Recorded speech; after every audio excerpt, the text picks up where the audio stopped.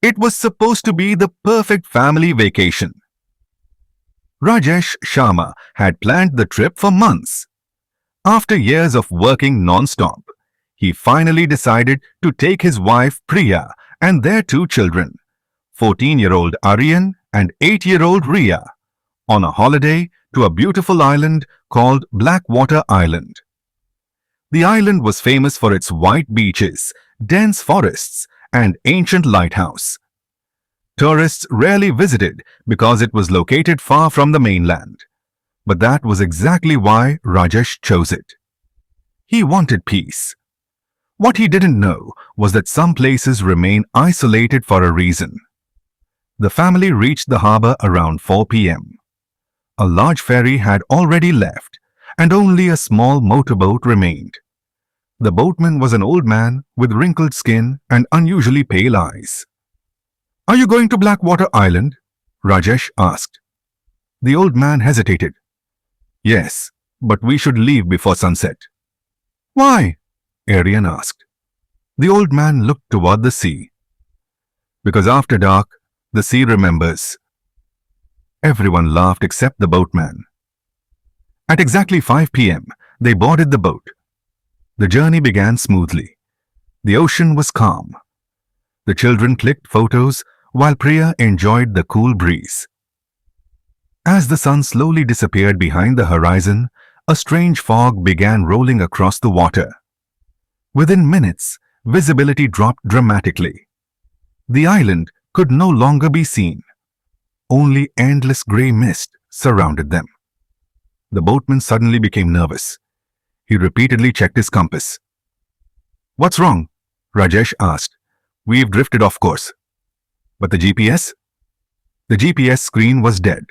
No signal, no battery, nothing. A loud splash echoed nearby. Then another. Something huge was moving beneath the boat. Aryan leaned over the railing. "What was that?" The boatman grabbed him immediately. "Never look into the water after sunset." His voice trembled. For the first time, everyone felt uneasy. A few minutes later, little Riya pointed toward the fog. "Who is that?" Standing in the distance was another boat, an old wooden boat. It looked abandoned. No lights, no engine, just floating silently. As they passed, the family noticed dozens of figures sitting inside. Motionless, heads lowered, not a single person moved. Priya waved. No response. The boatman accelerated immediately. His face had turned white. "Don't look back," he whispered. But Aryan did. The figures were now standing. Every single one of them. And they were staring directly at the family. Aryan screamed. When everyone looked again, the boat was gone, vanished, as if it had never existed. The atmosphere became heavy. The fog grew thicker. Even the ocean seemed unnaturally silent.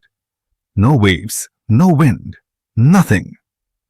Then came the knocking. Knock, knock, knock. Something was hitting the bottom of the boat.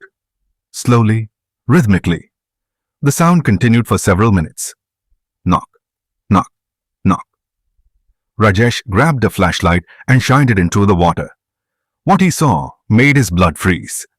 Hundreds of pale faces floated beneath them. Human faces. Their eyes were completely black, and they were smiling. Rajesh dropped the flashlight. The boat rocked violently. Riya began crying. The boatman started chanting prayers.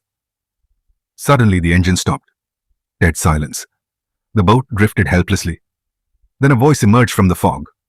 A woman's voice. Soft, melodic. "Help me." Priya looked around. "Did you hear that?" Again. "Help me?" This time it sounded closer. The voice seemed to come from every direction. Rajesh saw a woman standing on the water. She wore an old white dress. Her long black hair covered her face. She stood perfectly still despite the waves.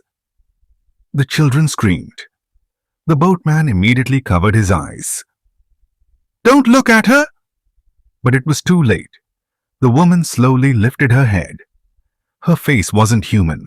Her mouth stretched impossibly wide, filled with hundreds of sharp teeth. The creature smiled, then disappeared beneath the ocean. A violent storm erupted instantly. Massive waves crashed into the boat. Thunder roared overhead. The family held on to each other as the vessel was thrown across the sea. Then came a terrifying impact. Something struck the boat from below. The wooden floor cracked. Water rushed inside. The boat was sinking. Everyone panicked. Another impact. This time even stronger. A dark shape emerged from the water. It was enormous, far larger than the boat itself. For a brief moment, lightning illuminated the creature. Its body looked like dozens of human bodies fused together. Hundreds of black eyes covered its skin, and every mouth was screaming. The boatman fell to his knees. "The drowned ones!" The monster slammed into the boat. The vessel split apart. Everyone fell into the freezing water. Rajesh desperately searched for his family. "Aryan! Priya! Riya!" The ocean swallowed their screams. Then suddenly, everything went black. Rajesh woke up on a beach. Morning sunlight warmed his face. Blackwater Island stood before him. He was alive. Nearby, Priya, Aryan, and Riya were unconscious but breathing. Relieved, he hugged them tightly. A group of island villagers soon arrived. They looked shocked. One elderly villager stared at them in disbelief. "How did you survive?" Rajesh explained everything. The old man's face darkened. Then he revealed a horrifying secret. 50 years ago, a ferry carrying over 300 passengers disappeared near the island during a storm. No survivors were ever found. Since then, fishermen reported seeing ghostly boats and hearing voices in the fog.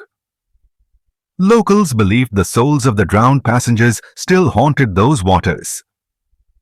The villagers called them the drowned ones. The family immediately decided to leave the island. That afternoon, a rescue boat took them back to the mainland.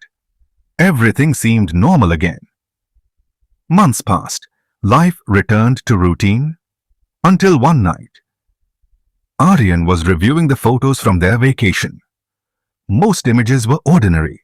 The harbor, the boat, the ocean. Then he found one photograph he had never seen before. It was taken during the fog. The image showed their boat from a distance. But there was something terrifying. Standing behind each family member was a pale figure with black eyes, watching them, smiling. Aryan zoomed in. His heart stopped. One of the ghostly figures wasn't looking at the camera. It was looking directly at him.